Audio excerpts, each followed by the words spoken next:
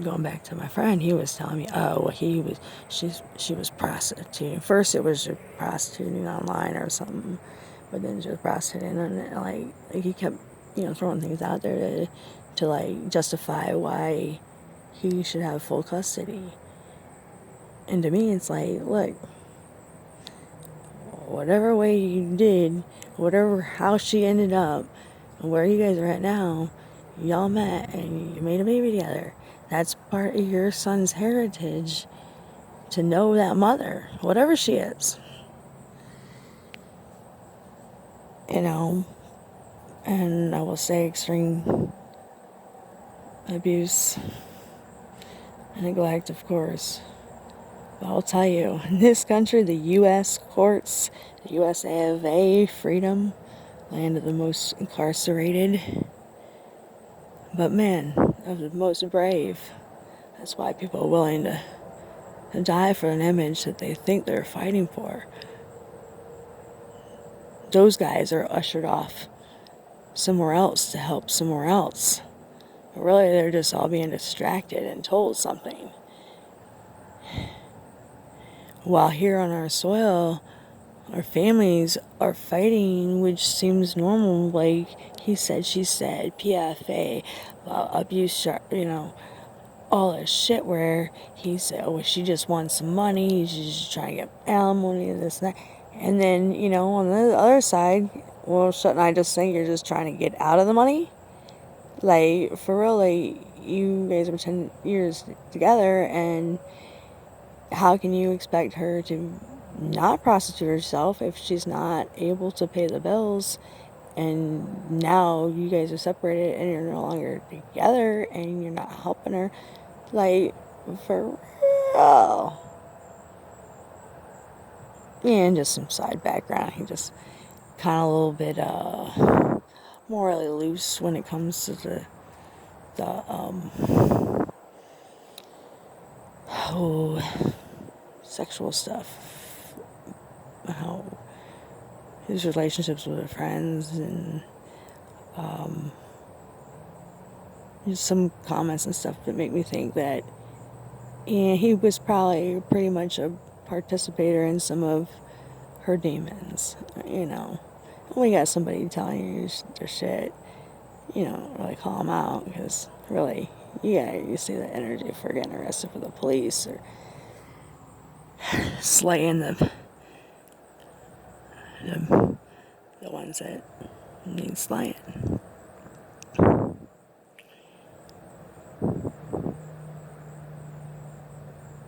But yeah, this is a wake-up call. We really need to take a closer look and say, really, why are we paying liars to defend against something that should be 50-50 when people divorce? And come on, it shouldn't be about who can get the best evidence, whatever. Y'all have smartphones. We should be able to, Father A, answer all these questions. They get on like a telemedicine, and it's considered a court of law or whatever. And they have all that shit, the technology. We paid for it already like 10 times, like probably 100 times. Because like I said, all these different counties are getting all these fucking money. And let me tell you, like that shit, you go with the guy that you can, I'm not going to go down that rabbit hole. But wherever I'm at, here or in China, I was born here, I have a unique sort of, marker like my social security. We get away from that, right? Let's go back to our DNA or something.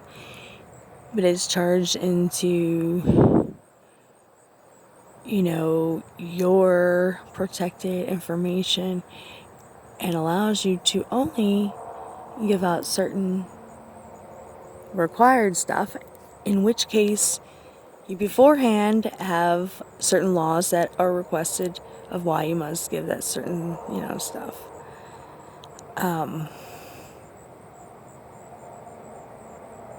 Your reports are your reports, not the other way around. So, like, you got an SBI number, that's, like, basically, like, the main thing of, like, your arrest records, I guess. But it's different. Like, you have to get a fuller report from the FBI, and release the Freedom of Information Act, and, kind of go through a bunch of hoops and hollers. And I'm still waiting on information. But then if you go to state to state, county by county, like I said, and you talk about smaller stuff,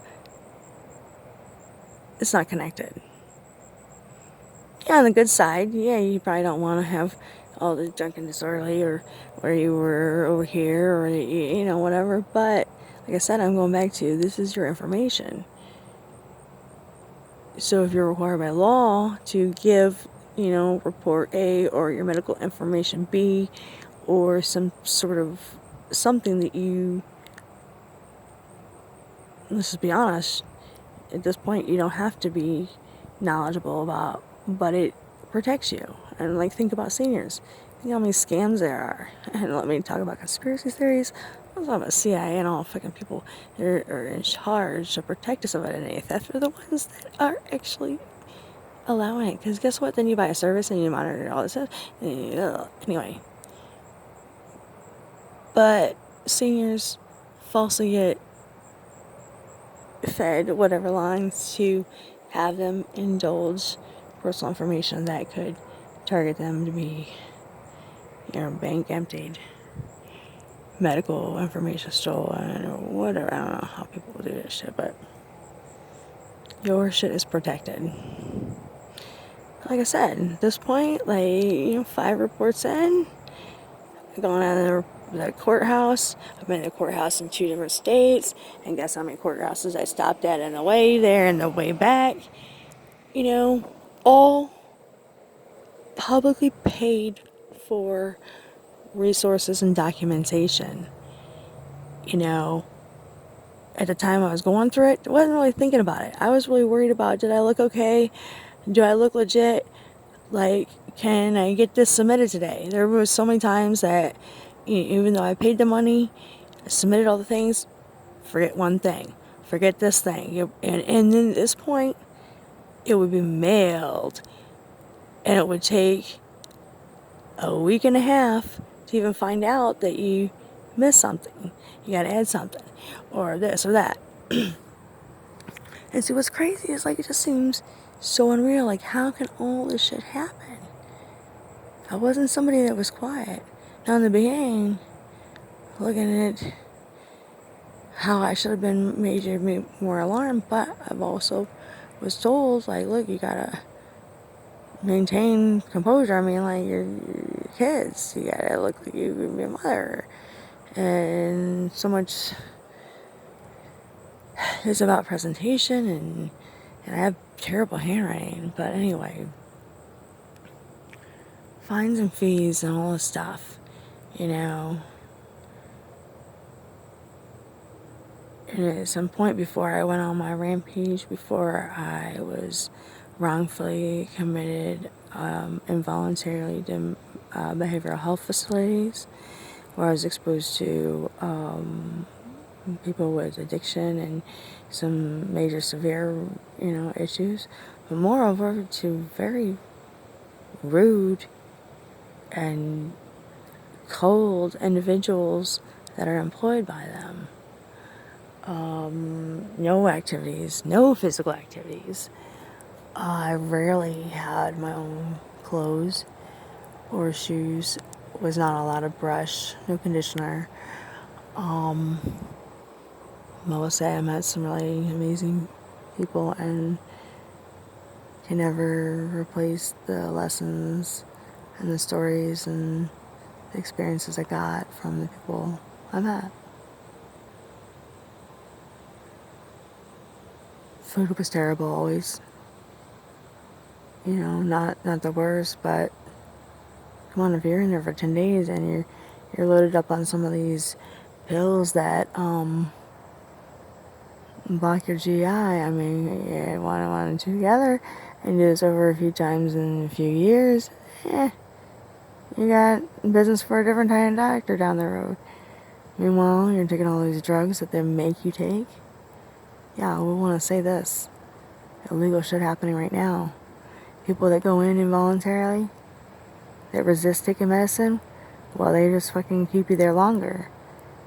And then after you start taking the medicine, they gotta watch you and make sure. And then there's like a period to they make sure you don't have any fucking side effects.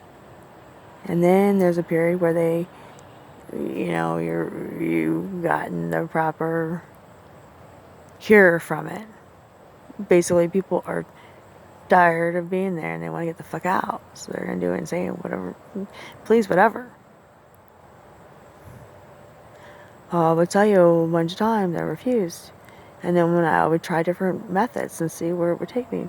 But anyway, I ended up finding out that even when you refuse, they end up, making you submit to taking the medicine, but like I wouldn't sign the consent. It was like, well, you can't take the medicine if you don't consent. And I was like, well, the doctor's making me take the medicine, but I'm not required. I'm not gonna sign that. Anyway, so come to check out, getting checked out by one of the social worker. They got like 10 boxes they gotta check off. They got somewhere to go. Do they have a follow-up appointment with some other fucking revolving door that's free to do that? Oh, anyway, fuck it.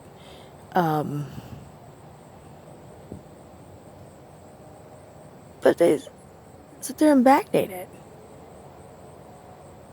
The actual time that when I was taking the medicine to when I would actually consent. A lot of fucking loopholes there. Oh, hey, $2,000 a day. Shit. People want to pull their hair out. People get in fights. They end up, like, more often than not, giving people Thorazine shots, which I call booty juice, which puts people out for 24 hours. Because they just don't want to be there. They're not compliant. Anyway, $2,000 a day. And these facilities do not get paid from the insurance if they don't tack on a diagnosis. That took me like almost 2 years to find out. I only found out when I started seeing a private counselor, because I was trying to keep all these different doctors separate, because I had doctors that I was forced to see out of compliance to just do what I said I was going to do. And then try out this. Look, I gotta drive all the way over there to go for half a day, and it's shit. Like, I can do at home. I can do my art myself or whatever. Anyway, cracked up shit. I just lost my train of thought. Hold on, I'll get it.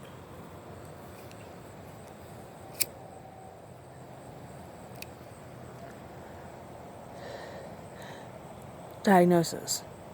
Doctors. Oh yeah, so I did not ever tell her that I was given a diagnosis. I don't say it. Bipolar, almost 40 years old, and just get labeled this. Oh, PSTD and all that shit too, but this, and lupus and whatever. And of course, take your blood, and then they also, make you pee and do drug tests. As long as they have to do the same thing, and everybody else that's looking at my shit and has access to my shit, I get to see what they're paying and what they're doing. Fine, fair, it's equality. But nobody wants to be fucking in anybody else's business. What somebody puts in their body is not anybody else's business, okay, really, honestly. And what is it used for? To punish them or use it against them. Alright. So finally, there was something where one of the doctors wanted to get permission to talk to them, because I was like, I'm not going to Connections, I'm not going to Orchard, Rockford Center, half day, all these programs are bullshit, and acts for, some of them are designed really majorly for like addiction and that route, like where they have free dosing, product programs and things like that, which I was glad to see. But the other stuff, that how I ended up just being able to choose that as an option to being all other opened my eyes, because I mean, for what I was dealing with was mental trauma, and I wasn't getting any help where I needed it in the legal system. And the police didn't know what to do, and they put me there. And then the doctors, they're only getting fed a few sentences. They're making a shit ton of money on the medicine, on the days that you're there. They feel like no loss to them because better safe than sorry. And they have no qualms about slapping a diagnosis onto you. I will tell you, a lot of these people, I'm sorry to say, they eventually do submit to a diagnosis like that. And I will tell you, I will challenge any motherfucker in any state that I have bipolar. They're just wanting a payday. I go in there telling about my children and the courts and this and that. I will tell you, the victim is always looked at with some sort of, you must have done something to deserve it. Sorry, I can't really help you. There's a whole thing out there of other people that are supposed to help and were more equipped, and there's just a whole blanket of ways people, in some ways they can't help because of their shit, but how they just let it go.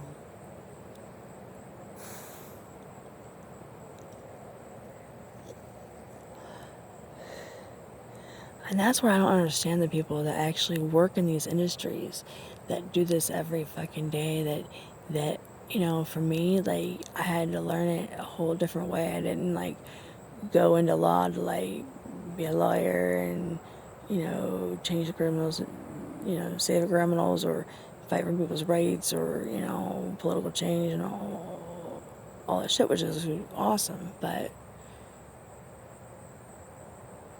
the payoff really wasn't in for me. I mean, I didn't like care for the liar life. I mean, yeah, money's great, but it's just hard. I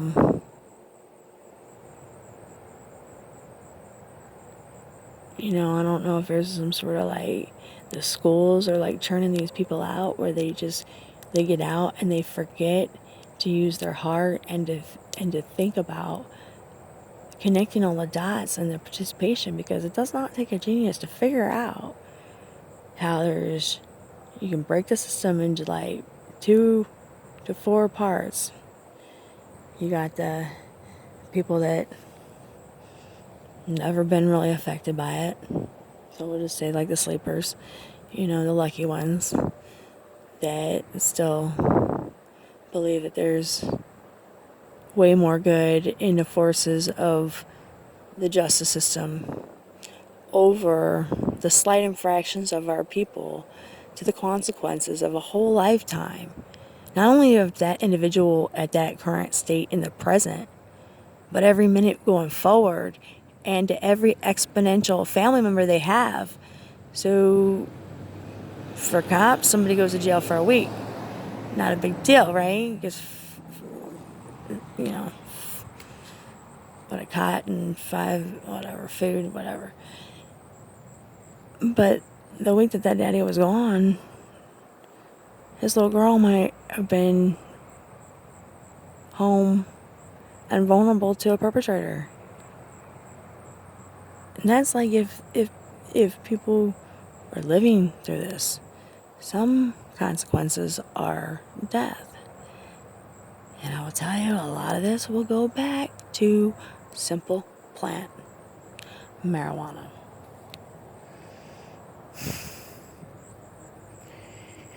I don't want to get too much into that, but that's a medical right. We've been so twisted on everything. Like, we think everything's, oh, it's so bad and so dangerous. Well, how do we really know it's bad? We know that the way it's set up and the way people access the shit that they're wanting is really fucked up.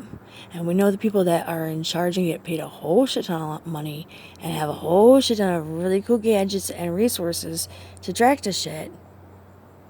Honestly, gotta be the ones allowing it to come in.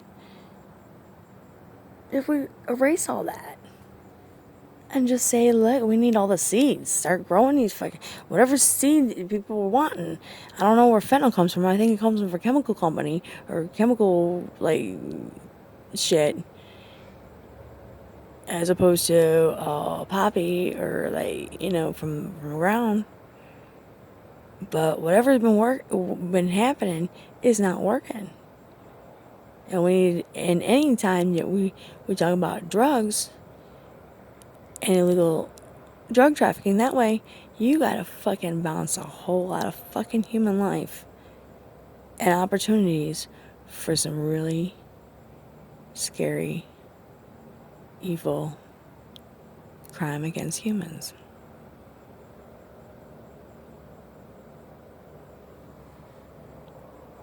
So my goal, my dream, is to end all laws except for slavery. Because if you have to go through those huckus and buckus, because even if you get a ticket and you get pulled over, they tell you, well, just go ahead and pay it. Usually $100, $300, way better than missing a whole day's of work or telling your boss or fighting or whatever. A little bit points in your thing. A lot of times, you just go and you plead not guilty, then they'll work with you and then maybe put it down. But people don't really tell you that shit. It just takes a little bit. But on the other flip side, there is very little recourse. And furthermore, most of the masses that are injured in this way really are unaware that their rights are being violated. I mean, the whole process, like, cop pulls you over. Okay, blah, blah, blah. Well, you can fight it. Well, I either broke the fucking law or I didn't. But now instead of, like, it being taken care of right then and there, I mean, like, obviously there's got, like, video cameras around, or you got, like, proof on your speedometer, you got video footage, whatever. You got your evidence, you can submit it to a fucking virtual judge. You don't have to wait for a court date. You know how much fucking paper is pushed around with people's information that scares the fuck out of them? It makes them put a whole date for 3 fucking months or 2 months away. And forget about this corona, because a lot of people's lives are put on hold because of this. Of course, they're not rescheduled, but they're not scheduling these court issues through the virtual. I mean, I've seen postings where the Attorney General is saying, yes, they're doing it. You still go to court. You do it this way. That's not happening for a lot of people. Currently, someone's in jail because there's a no contact order for my home. The police and the judges are the only ones that put this contact order in. Well, he needed emergency care, and guess what? The police come out, and he is still in jail, like a month or two later, $50 bond, all because he was found at my residence. And this is all from back in February. Mind you, this person doesn't have anywhere else to go. Police have been aware that he is homeless. He has mental health issues. And both of his parents have had him arrested. So I don't know how or where or whatever he convinced me to let him have refuge here. But even against the order of no contact, comes down to, like, really, he ain't put me out that bad, but I mean, he kind of did sometimes. But looking at the face of all these entities and organizations that are getting so much fucking money to solve this issue, to help put people back and rehabilitate them and blah, blah, blah, blah, blah, blah, blah. In the face of all that's out there, there was nothing there available for him. You know? Getting really sidetracked now, but it's about an hour long. Let's go ahead and end it there. Good night, God bless. And I really pray that we connect the system and we have aware and public accountability to all. You know, think about how prisons would be done very differently if we had live me channels where we had, you know, people in law school or in police academy or whatever that are working for the people to protect the people for against corruption, that they're in there seeing and they're actually able to like go in there and actually you know, maybe it pops out of their fax machine to the next officer, and now guess what, you just got caught violating the law. Now you're arrested. Instead of having all those ways to have these illegal markets everywhere you go and favoritism and you know, all this stupid shit, scratch one back and the other, and now these guys got the connection, and you better not give that connection to somebody else, because you gotta have, you know, I don't know how fucking shit works. But I can go on for days for what I've seen up close and personal, and it's little shit. Anyway, hashtag save the children.